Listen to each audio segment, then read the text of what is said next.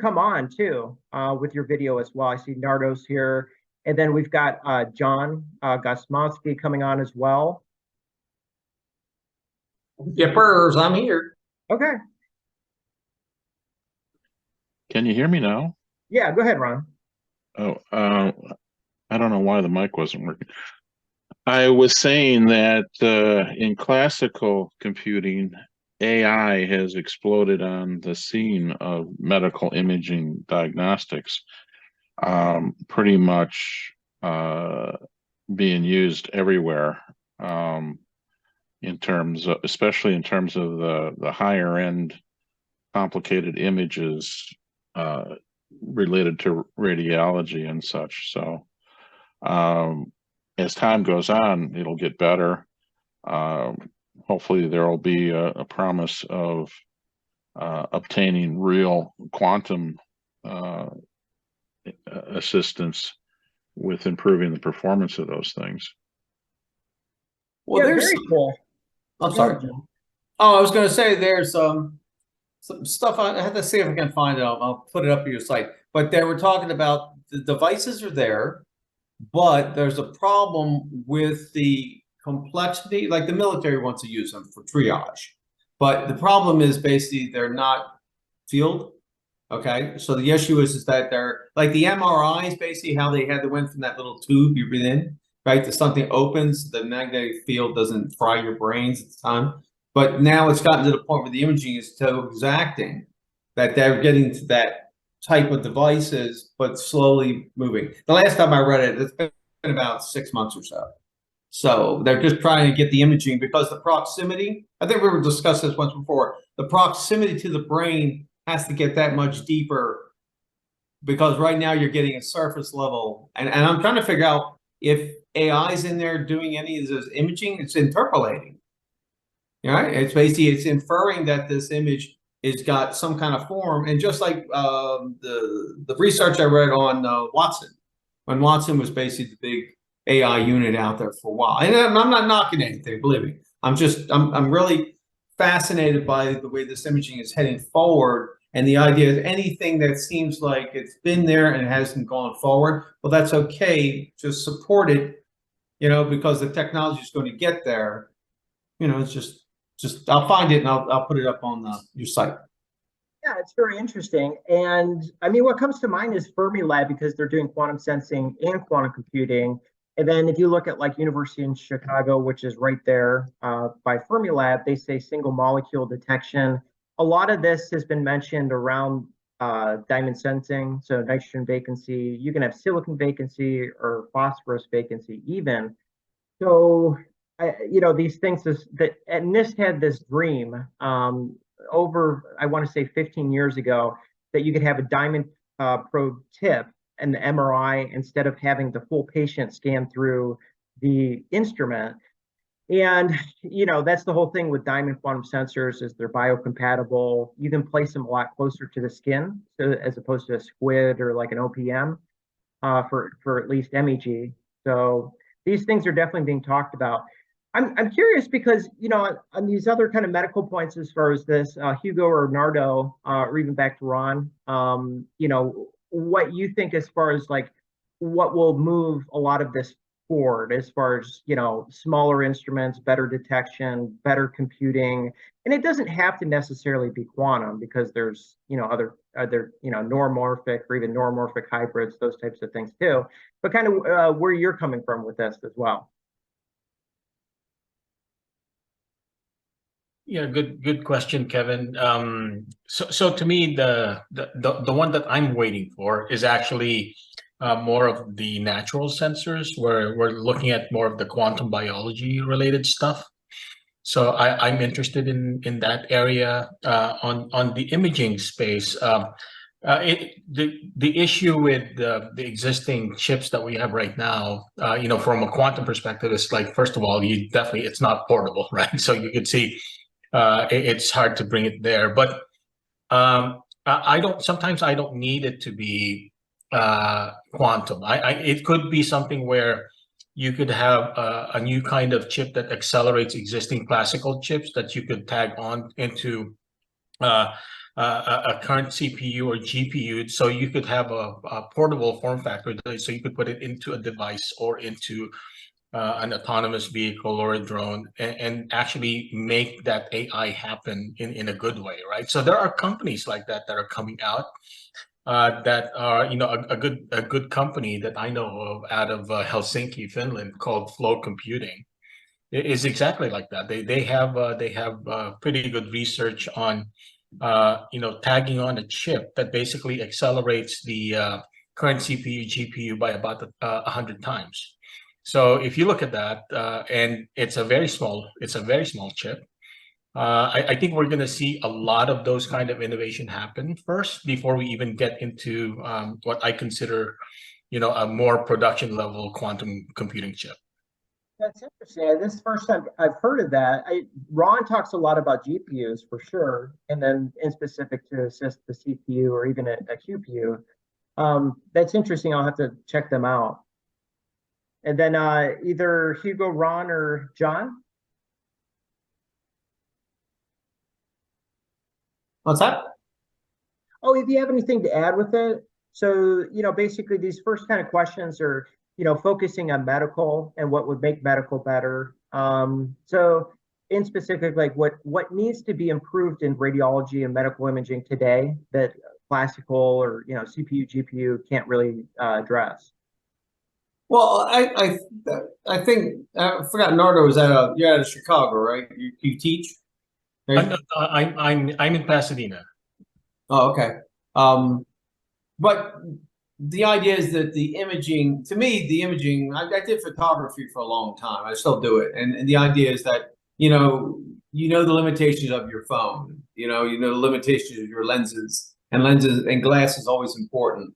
So the glass is the most expensive part. The camera's now changed behind that, so that's why you can interchange lenses. So the idea is you're trying to get up on there and understand where pixelation starts with a digital image, right? And then it starts, that's where the interpolation to me comes in there, because now it has to infer that those pieces that are starting to digitize or to pixelate were something that was tied to this side of it, or is it tied to the middle? Is it tied to the left? It starts to have to figure out exactly what position that image is in there. And until you can get down to the next level, then you won't have a connecting point. And I just see the pixelation as the issue, and that's where they're, at least for what I've got it's like just a surface example. HP did monitors for DreamWorks. DreamWorks needs specialized monitors to do the things they do, right? Where monitors, we couldn't afford the monitors apparently that they did for DreamWorks. And they've also done stuff on the Mona Lisa, okay? Imaging the Mona Lisa at different frequencies to get an understanding of the reflectivity. There's a really good video on the Mona Lisa taking this thing apart because they can't touch it. They have to be able to do certain things to it. But they were talking about pigments, and the pigments reflect light. I'll look it up. I'll put it in the chat. But it's a really decent, she explains how they're trying to look at this thing without touching it. And they cleaned it up, and they actually have an image, because they're not going to touch the Mona Lisa per se, but they're trying to figure out exactly why her smile looks like, why she looks like she's looking at you. And the way he was doing this just to show that Da Vinci's work was just that far out, in a professional sense of it as an artist, looking for what he was looking for. So let me find that. I'll put it up. Yeah, I think I'll help. Go ahead, I'm sorry. Another startup, it's called Subtle Medical, and what they do is they use AI, and instead of having to take like so many scans in an MRI, is you can take a fraction of the scans and it just takes that pixelated image, and then it just goes with it using AI, and the end result is similar to that if you were to take more MRI scans, which takes more time, money, energy, those types of things. So yeah, it's interesting because if you look at like a 512 by 512 image, a lot of times, or at least the quantum neural nets that I've been using are just 28 by 28s or even smaller for pennylane or IBM Qiskit. And you can reduce image sizes and you can reduce an image size folder. But if you look at a 32 by 32 or 64 by 64, I think the 32 might work with AI, modern day classical AI. But you get down below that 16 by 16, probably not, because you're just, you need to have contrast between the different aspects of what's going on in an image, medical image. I just want to comment, Kevin, that typically in the medical setting, like in hospitals, we do a lot of single modality imaging, meaning, you know, let's do an MRI, let's do an X-ray, but we rarely combine stuff, right? So I think where we're heading with on the healthcare side would be if I could layer, I'd like a multi-layer imaging approach where I could layer an MRI plus a MEG scan and see what that looks like, right? So I think we are so used to, you know, improving the resolution of one thing only, but we never think about layering all these different modalities so you could see a different point of view. So I haven't seen much work in that space yet, but you know, with I think that's an area that still needs to get explored. I'd love to see that kind of happen.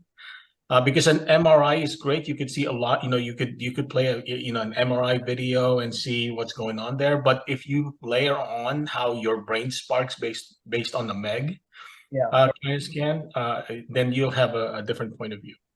Yeah, there's definitely literature out there. I've covered this, and they'll do something like that, like a MRI MEG, and then combine it with EHR data.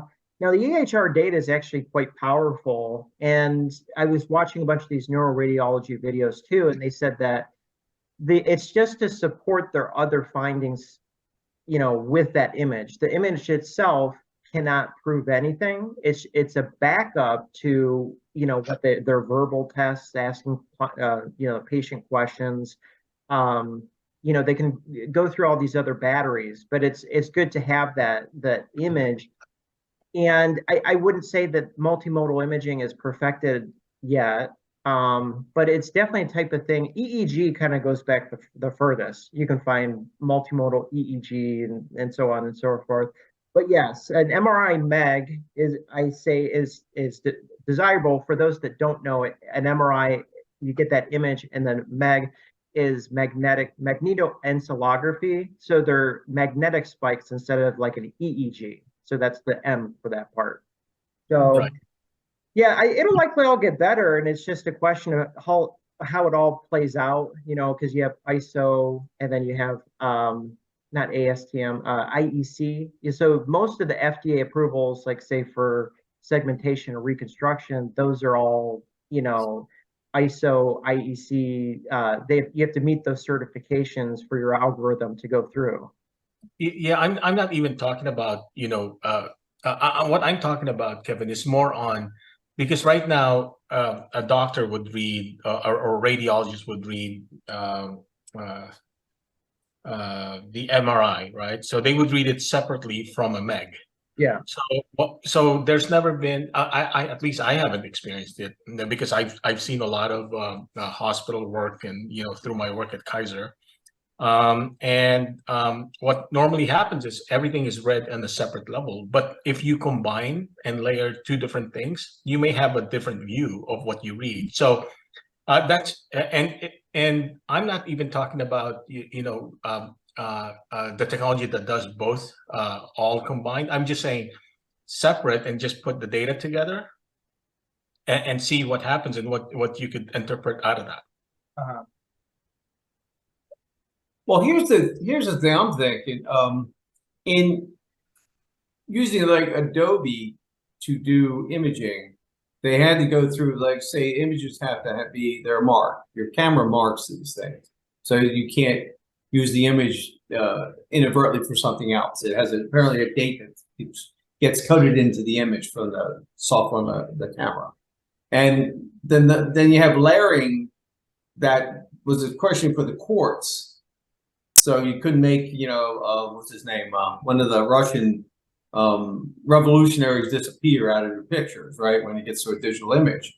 So in the layering process, I can see where if you're taking multiple images of an image for an MRI, essentially, then you can kind of infer where points end and points begin, and then clarify exactly where the computer would actually go in and have to figure out it kind of narrows that position, that the space down that it has to interpolate in order to basically make sure that the image could be, because to me, the images right now, the doctor makes a decision based upon the amount of information, and which I think you were saying tests too, because you're taking chemical tests to back up what the doctor's seeing in order to judge the right regimen for the person they're dealing with, depending upon it's a cancer or it's a or a tumor or something similar to that, you know?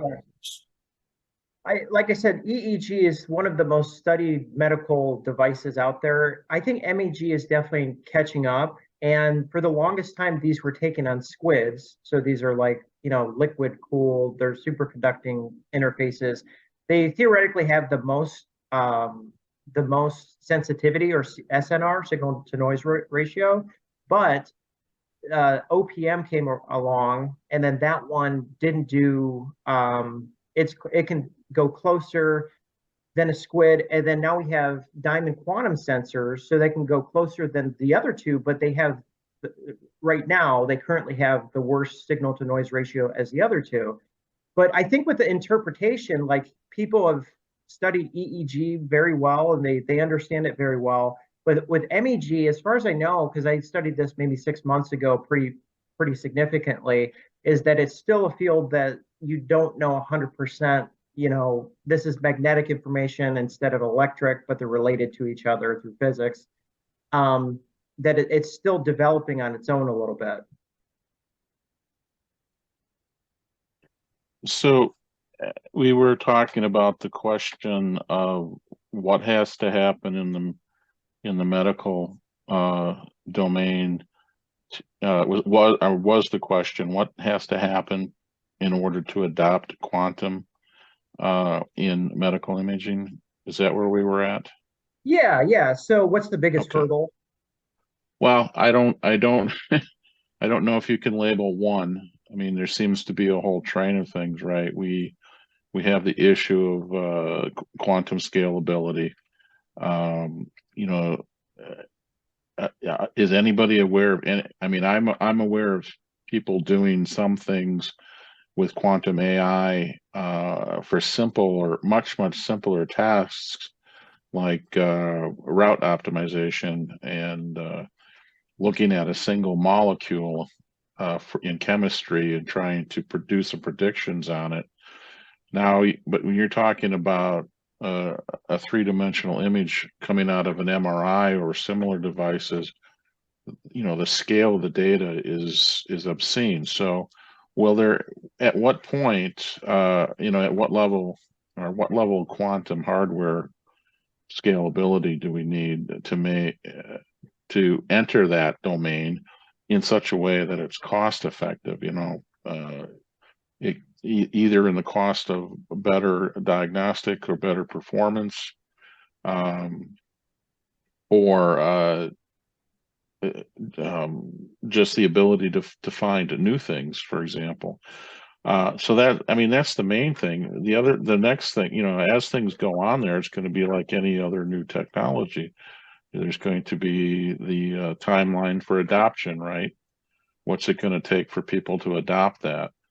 A lot of that's going to depend on the cost of the hardware and whatnot.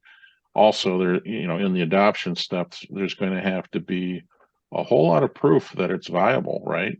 That this is a good thing. Then you move farther on down, and then there's going to be how does it fit into the financial landscape of the current medical environment? Is it going to, you know, if everything in quantum land became true, would that allow a hometown doctor to install a quantum MRI device because it's only the size of a tackle box now? What does that do to the medical industry? And so there's a whole bunch of major steps in there. Yeah. Well, a clinic becomes mainstream. I'm sorry. Okay, I'm sorry. A clinic might install. I work for a laser company for about 7 months. So I was in the operating room with the different types of lasers, assisting doctors. So I had to learn procedure, and that little book they open, they have a big thick book of all these, because doctors don't remember how to cut you open, so they have to study this book, right? And then you go through it and it shows you what to do and how to cut it.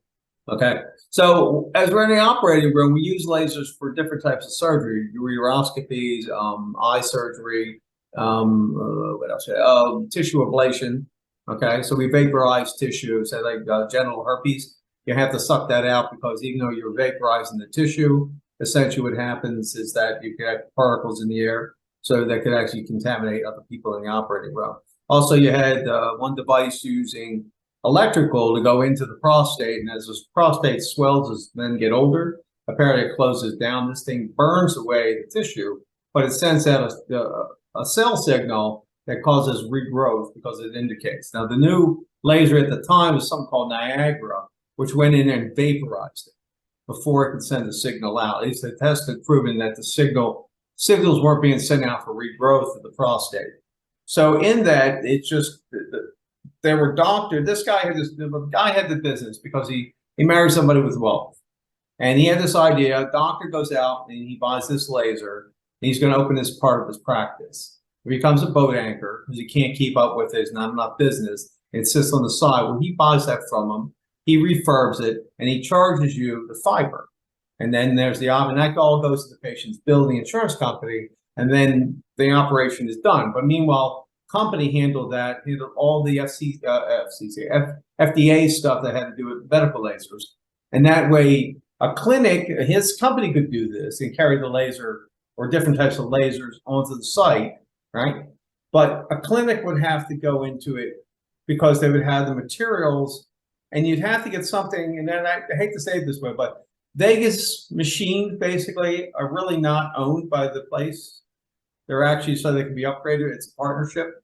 So you get as a partnership so that machine can be taken out of service once it becomes antiquated. And that way you rent the machine for a certain amount with the company that's actually producing it. And they get it from the manufacturer, like General Electric, I think made a lot of, I remember doing a show and I was talking to a guy and they were doing a lot of different medical devices. So you would actually get that from General Electric on some kind of lease program, and a lease program would then put it in the shop. And then the shop basically would look at that on a documented counter, depending upon the new thing, try to get you to go out there and do the thing. You know what I mean? So to me, from the business side of it, which I was looking at it, you know, I see implementing these machines as basically easy to do if the company who's making them provides the way for the doctor or the clinic to basically make it profitable. Yeah, everything has to work out. It's a big, long process. And I think with quantum, what we're looking at is basically these specific cases. And based on literature, it looks like there's at least 7 or 8 advantages to do image work, primarily for pre-existing images. So this falls more into radiology or neuroradiology, but it lies anywhere from just the way it works. It just takes single data points with no QRAM for a specific task. It's probabilistic like ML, you know, this O log n benefit. They say you have kernels. So in any convolutional neural network, it slides across an image in convolution phase, not the pooling phase. And they say for quantum that if you increase that size, it's not going to increase time exponentially, like with classical. And there's already these things, there's basically smaller quantum circuits, and they just take 4 qubits, and they just for state preparation and measurement, but it increased the inaccuracies across these 6-7 medical image sets by at least 3, 4, 5%, keeping that regular convolutional neural net. So it's those types of things, that I think quantum will excel is, does it make sense to use quantum here? Is classical already fine? Or, as qubits increase and noise decreases, will efficiency be improved with the specific, quantum setup as opposed to supercomputer, whatever you're trying to do? But I think in specific, because images are simple, they're just dots, and they're they have values. So if you have grayscale, it's 0 to 256. Or it's 1 to 256 or 0 to 255. So that one in specific, now the simulation and some of these other ones may be a little bit further along that other people have addressed.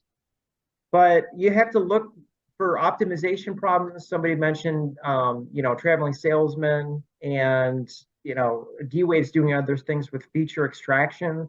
So that makes sense. And there's already quantum advantages to using quantum either with a simulator or real hardware, as opposed to just, not using quantum at all. Or people aren't aware of these smaller things. It's not broad quantum advantage like you'd experience with thousands of qubits.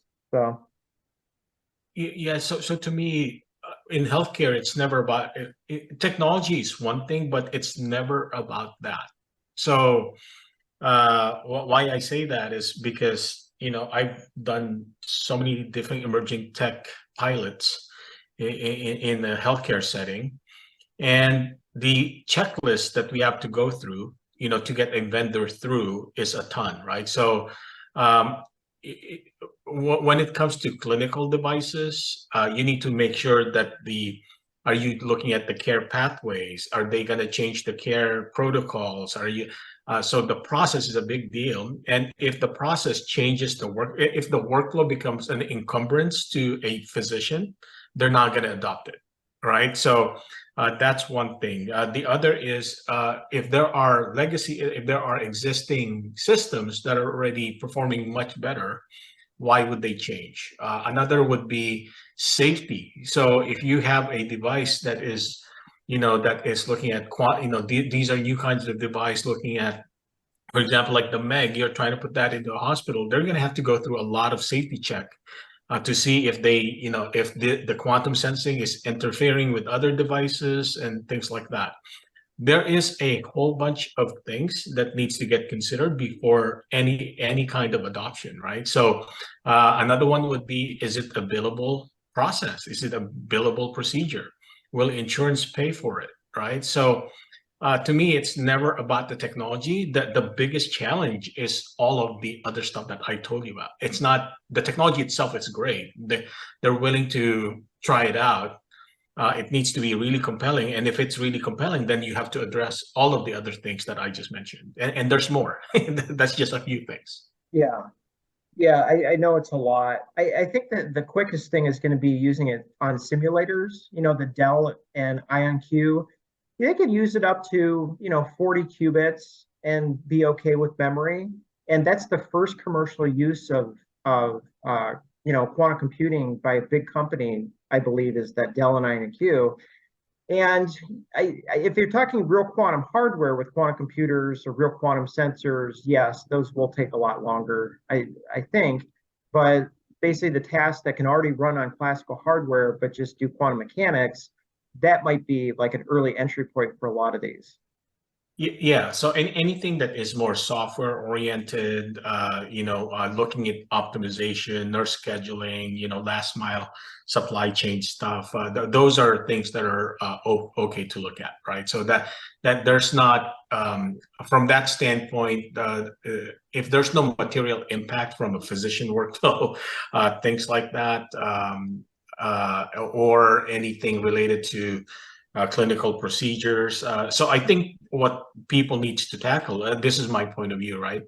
What people needs to tackle is healthcare is never just a clinical challenge. It's a financial, administrative, operations. There's so much crap in healthcare from that perspective that could be solved from by quantum. Yeah, I wanted to follow up, Nardo, on your comment about how it shouldn't, or it probably shouldn't affect the flow of operations, like in whatever facility, whatever place of service you're in. Mm-hmm. Interestingly enough, a couple days ago, I had a conversation with a surgeon who reached out to me. He has a new idea for some medical data, so I talked to him about it. But during our conversation, I was talking to him about how antiquated a lot of the things are in medicine. Like we're still using a system to qualify pain on a ask the patient, how's your pain, 1 through 10.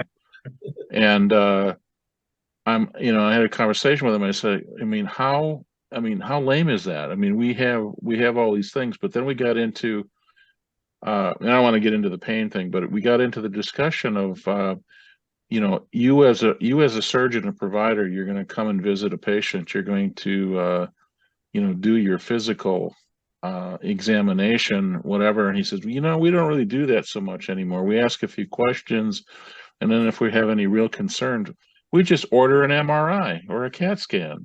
Mhm. Yeah. So in that sense, you know, the population of medical providers is just ready to go do the expensive diagnostic and then come back to me.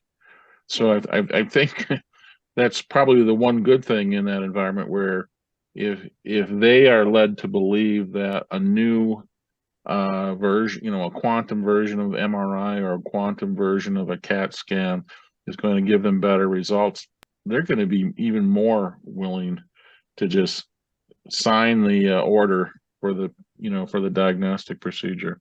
Yeah, and that's why, Ron, you know, that so what's happening with the physician is, you know, now they're struggling with, you know, is the physician of the future going to be more of a, you know, a digitized approach, right? So you have companies like Forward Healthcare, right, that does everything on a digital level.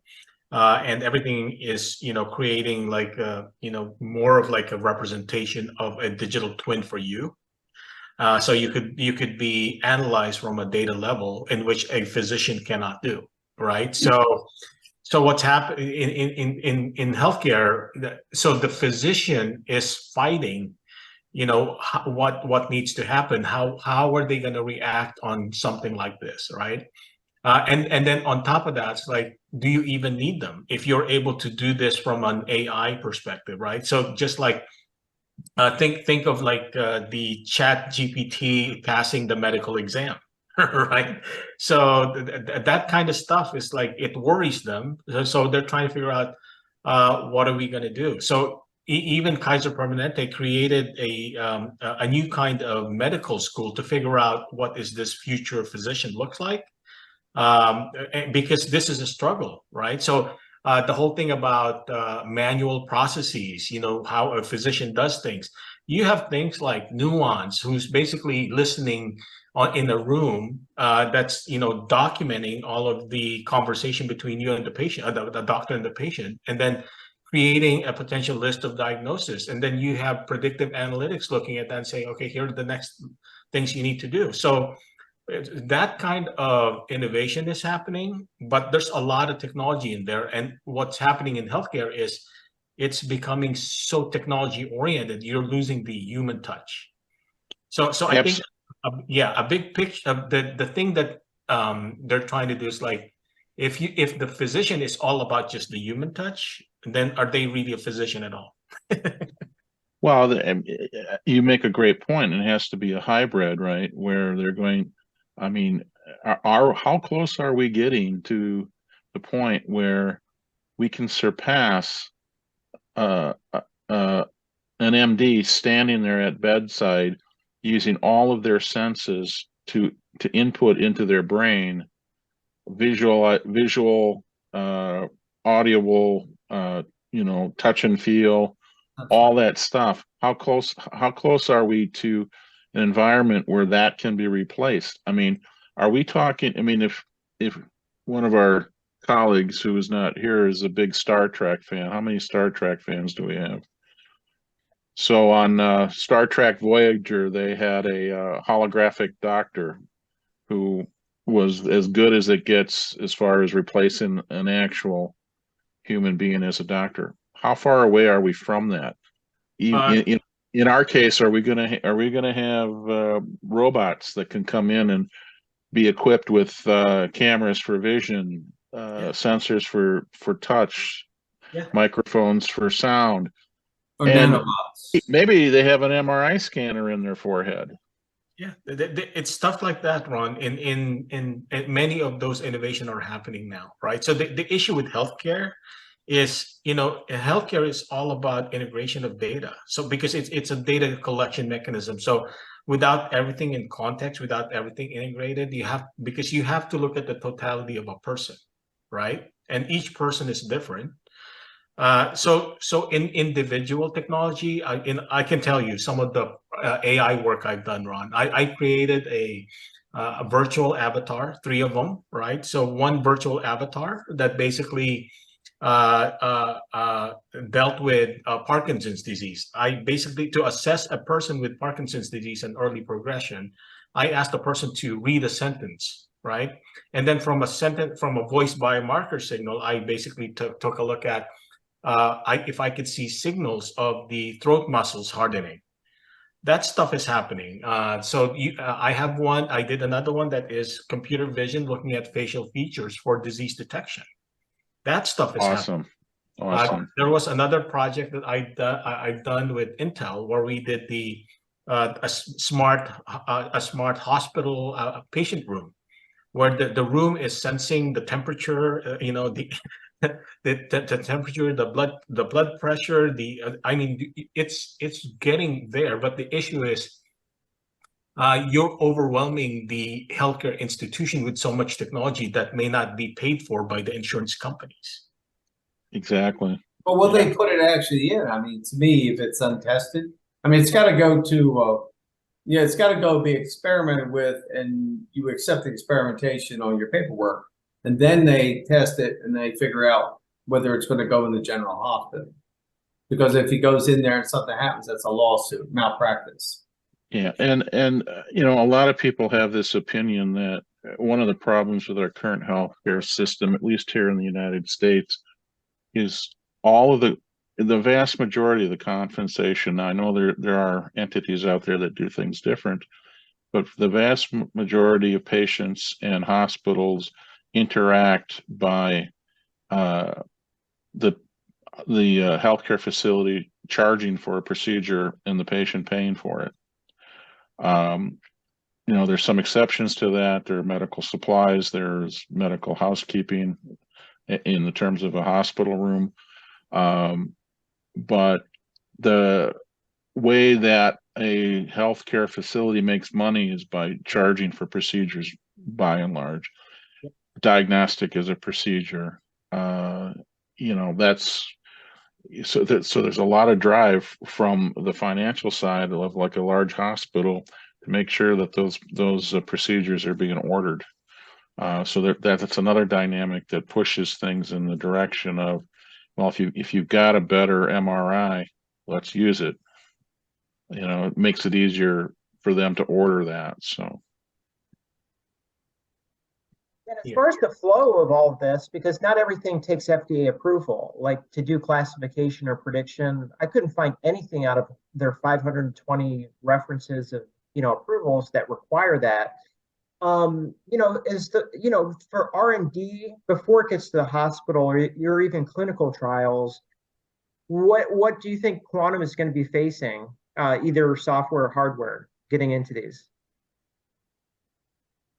Are you asking me, Kevin? Yeah. Yeah. So I think quantum, first of all, it's a big education issue. I can tell you, I've spoken to a group, multiple, right, in Mayo, in Cleveland Clinic, in Kaiser. And every time even talking to the people that are in the innovation group, it's a struggle to kind of tell them what the heck quantum is all about, right? So that's one, let alone the physician community or the clinician community understanding these things. I'm sorry, go ahead. So education is one thing, right? So the other is there needs to be an understanding that whenever you're pushing a new innovative product in, physicians and clinicians are so tired of having things like, I have a tool belt of devices on my, that I wear around every day because I have barcode stuff, I have the temperature gauges and all that kind of stuff, right? So if you're bringing new things in, the one question that you need to ask is, what kind of old legacy stuff can I remove out of this process, right? Because what you're trying to do is, like, if you're simplifying their life, you need to simplify their workflow. So that is a big issue from an adoption perspective. Second is, the other one is like fragmentation of process. So things like, if you have me log into the EHR and then I'm going to log into another system that has another username and password, that drives them nuts, Okay, so a lot of it is the very simple stuff. It's like, I mean, the moment they don't remember the password, guess what? They're not going to use that system. Right. Also, there's you hit on 2 points, and I've thought of one. These companies are well respected in the technology they're introducing to the hospitals. They've built up a reputation with these people of trust, right? The new technology coming on board is going to be questioned unless, say, GE, who does MRIs, Yeah. basically kind of gets involved with that side of it to basically bring that into their office. The other thing is you're competing against that GE, right? That's been in the market doing this, and they're definitely looking at the next product, but you're competing with them trying to bring this stuff in to basically, so you got to talk to them first. To me, you would have to talk to them first. They'll get the manufacturer online, see what's going to work. So it's not an arbitrary, AI unit out there that you see in IBM. It's something that can be rolled in the door and basically set up without, like you're saying, with the password, minimum amount of the workflow disruption. Can I get a really decent image and trust that? Because if he doesn't trust, or she, if they don't trust those images, if you have one person that says, I don't trust that, there's going to be a question through that whole hospital. I would say so. Because I was on one call and talking about financial stuff, right? And that all this crypto stuff. And somebody said, "Oh, disruptive." I said, "Boy, that is the wrong word to use in the medical industry. You do not say, you can use that in the banking industry, but you do not say that. You'll be booted out of the hospital faster than you could think." Right. So healthcare is big in analytics, right? So from that standpoint, they're so used to, oh, here's existing biostatistics that we do, simple stuff like that, right? That the moment you're saying, oh, we're changing the compute paradigm where we're computing for optimization, and then all of a sudden you say it's a black box type scenario. We don't know how quantum is doing. All these recommendations of stack ranking, recommendations on what optimized solution to provide. And then all of a sudden you get caught in this thing where, oh gosh, we need to understand that first, because now we have issues from a healthcare perspective of the AI seeing a pattern that the doctor didn't see. Right, because the AI had a lot of data looking, it's processing, looking for pattern detection, but the physician doesn't see that level, and so now we have issues with the AI is even better from a diagnostic perspective, where the physician needs to backtrack and say, how the heck did the AI get into this thing, right? And what did it find? Yeah. So healthcare is having issues with things like explainability on the black box of the algorithms, let alone, that's on the classical AI side. And once you start bringing in quantum diagnostics and optimization and stuff like that, that's a whole new level of things that they need to look at. Yeah, I just see a parallel learning problem. I'm sorry. Go ahead. I just wanted to tack onto that. I said that's a great opportunity for visualization tools, such that information diagnostics that are pulled out of an AI module or a quantum AI module can visually represent to the actual physician an explanation of how it arrived at that, and that may be just a different set of visualization tools than they're used to. Like now, a physician, as I understand it, they can go into a high-end workstation, they can load an MRI, for example, and they have to learn how to walk through the data set, move the tomography planes this way and that way and spin it around and stuff. Well, to your point, what if the AA finds something and the doctor's looking at it and he's like, I just don't see it. There's going to need to be some additional visualization techniques where they can just say, explain this to me. And it's going to have to be a visual explanation. It's not going to be, well, I found something here, can't you see it? It's going to have to actually do something to enhance the detail that it spotted or the likes of that. To tell him or her. Yeah. So the question we're working on is, and I just want to make the comment based on what Kevin said, and I'm actually encouraged that there's not a whole lot of regulation on on the software side of this yet. Although we have talked in the past about the possibility that regulatory agencies may get involved to do things like certify training data sets for either machine learning or quantum machine learning. So if we haven't seen that, I think that's probably okay. But any time that you're dealing like in quantum sensors, that's a clinical diagnostic equipment, right? So that's definitely going to fall under the purview of regulatory things. But there are other things in medicine now that are just there are software certifications out there for various things. The thing that affected me was the whole thing about the government passed a thing called certification of an EMR so that it could demonstrate meaningful use and that sort of thing. Those things are going to pop up. They're going to have to be dealt with. Yeah, it's interesting that you brought up something as far as like now we can just use quantum, whereas before we didn't have that capability. So I personally think that that's going to have some weight to it. And the other thing is efficiency, because some of these tasks with classical models, they just can't do because they're just too expensive or they're just not possible at all. So I totally agree, Nardo. All these things in healthcare, you know, these are huge blocks.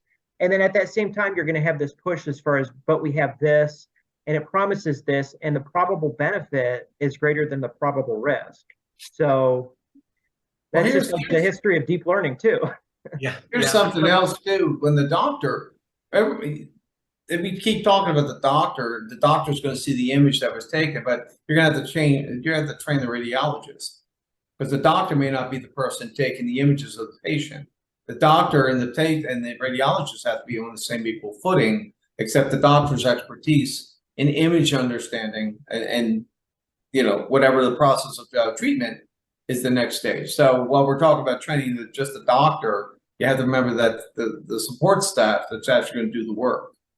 Yeah, there's a lot of those. Definitely, you know, the pathologist, the radiologist, right? All of needs to get trained. But I think so to me, training is if you're having them interpret it, right? So now we have systems that interpret and diagnose these images and say the possible diagnosis is this, right? This is where we get into FDA medical device type of scenario, right? This is why it's regulated, and the desire of healthcare is actually to get into that kind of automation instead of like they're trying to avoid a lot of what we call sentinel events, or meaning, you know, or misdiagnosis. You know how big of an issue that is from perspective. However, they just need to understand it. They just need to understand, how did this black box, you know, make that decision? What did it look for? You know, did it look for data in the EHR? Did it look for data in what part of the medical image did it look? Why did it say it's this, right? So that piece of it is a big struggle for a lot of clinicians to understand and basically trust. At the end of the day, it's like, okay, healthcare is never a standard. There's never a standard. It's, although we say we have standards, there's never a standard. Each hospital and each healthcare system have different sets of systems, and they capture all different sets of data. Then they're looking at from an algorithmic perspective, you know, the data sets are all variable. And now, you know, they're looking into pushing personalized medicine or precision medicine. It even gets more complicated. So it's ongoing. It's going to be a long time. But I do see the promise of quantum coming in there in many aspects, but it's going to take a bit. Yeah, because all those if something just takes too long, because say classically, if you can't just even do it, it's not possible, and especially for imaging, because it's so, you know, basic and foundational to many things. And if it would take 3 days to run, but if you could do it with a quantum computer, that could save a patient's life. And they needed the results like on the spots, because quantum can run this many pixels and these many parameters, those types of things. So it's interesting because that's in the conversation, I would say, for sure. Yeah, I was gonna say that That's an interesting point. You know, the performance improvement that quantum may or may not provide is a huge intangible in the medical industry. I mean, quantum in optimization for you know, truck routing, it has a definite payback. You know, and again, I use the example, if you're a trucking company and you're spending $1 million a day on gas, and your quantum efforts improve you by 6%, that's probably worth it to you. But in medical, these improvements are intangible based, you know, and Kevin just said it.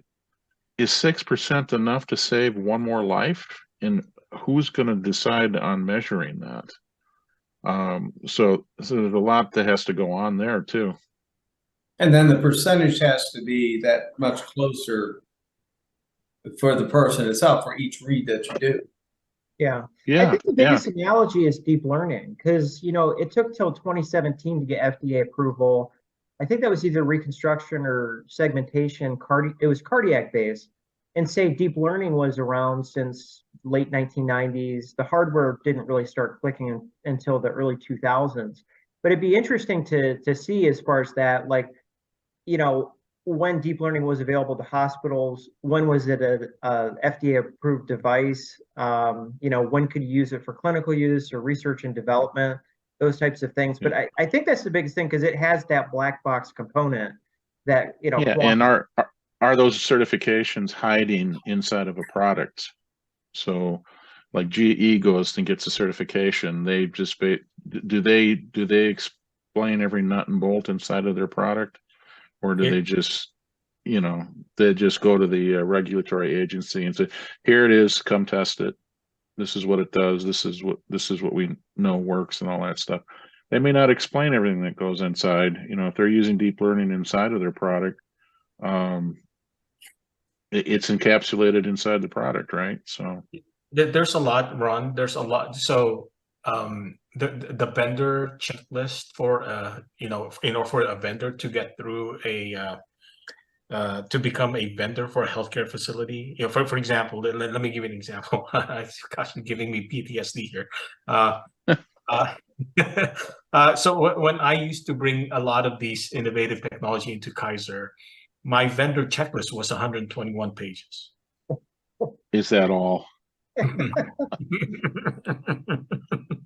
What? Yeah, but yeah, and those lists won't get shorter, will they? Especially with quantum. It won't, because so here's one example of, like, when AI started coming in, right? All of a sudden, there's a lot of more data capture. So you know, the healthcare system's like, gosh, we have so much data. What do we do with this? Up to this point, they're probably only using 5% of their data, right? So Yeah. they have so much data, they don't know what to do with it. Now we come into quantum sensing. Quantum sensing is creating 1,000-fold data set that we don't even know how to store, right? So now your data set is more. You're trying to figure out, okay, well, how do I read that?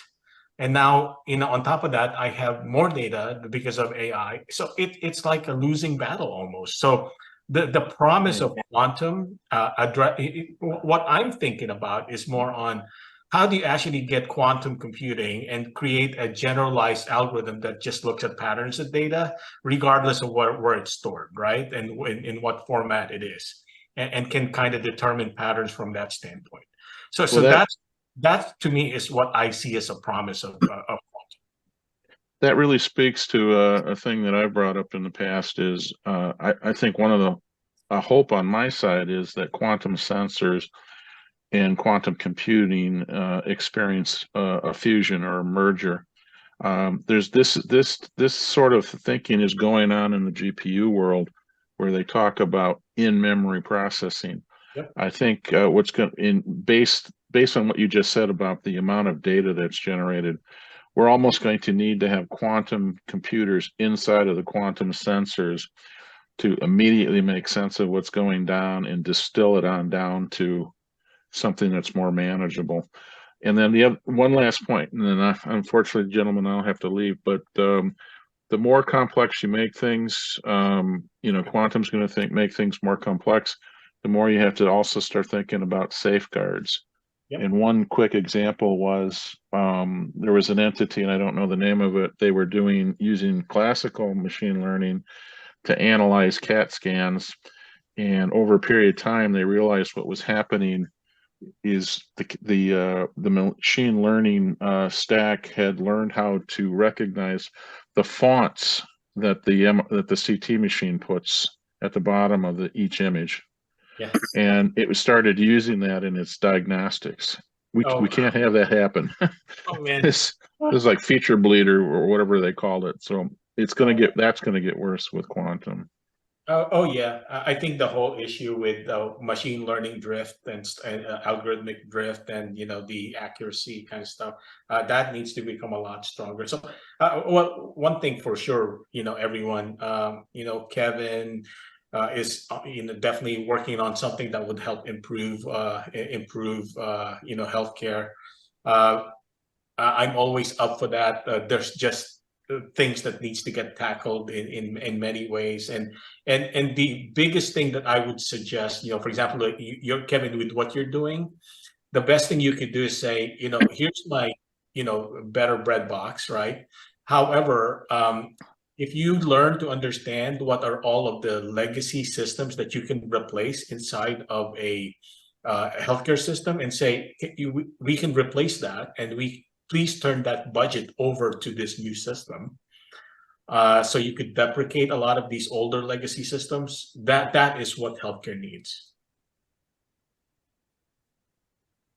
Yeah, I mean, that's definitely part of the puzzle too, because everybody wants high performance, and then FDA will always say it's, combination human AI team. And, there's many other factors besides just a killer model, a replacement. But yeah, I appreciate that. I between researching that more and then deep learning more, it's definitely the history, legacy systems, how to replace them, make it better, or make it so it's not as cumbersome to use. And I think where it's at is this Dell thing. The Dell and IonQ is that they're offering this as an enterprise solution, these emulated systems. And it might take a while to get the sensing, real sensors, real computers, and quantum-based into these spaces. But I think there's probably a good rationale that makes sense to use quantum simulation on classical hardware. Yeah. So Kevin, go ahead and buy the new NVIDIA and the quantum machine a device. Oh, yeah. The hybrid device that just came. I tell you that a lot of clinical informatics people are looking at that stuff. Yeah. So for those that don't know, that basically my understanding of that is the quantum machines corrects the error coming off of the. It's a GPU or NVIDIA has a GPU that corrects the error coming off the quantum component. And I think that's what quantum machines does. I don't know. There could be an additional component there. Yeah, so quantum machines are pretty much a quantum control system, but they're also develop a quantum CPU. So they created an actual server to create hybrid computing combination of classical AI with using combination of NVIDIA software from a quantum inspired, and so you could do quantum inspired and quantum machine and hybrid computing all in one device. Yeah, I think the other big change coming up is, because I've obviously been doing a lot of programming, is that you want to get to the physical gate level, and that's not the gates that you see, the user-defined gates from Qiskit, all these other ones. It all boils down to 3 physical gates, and then it's CNOTs and 2 other ones. But I've heard from other researchers that they said there might be a paradigm shift away from these user-defined gates because there's issues with them. On openqasm, if you go to basically draw code or whatever on there, you can't access all gates. And that seems to be so the IonQ investor call. So a couple of weeks ago, Peter Chapman, he was saying that he thought that would be happening, this kind of gate transition away from our current setup into something that is less prone to, you know, Wouldn't problems. that be the ASICs?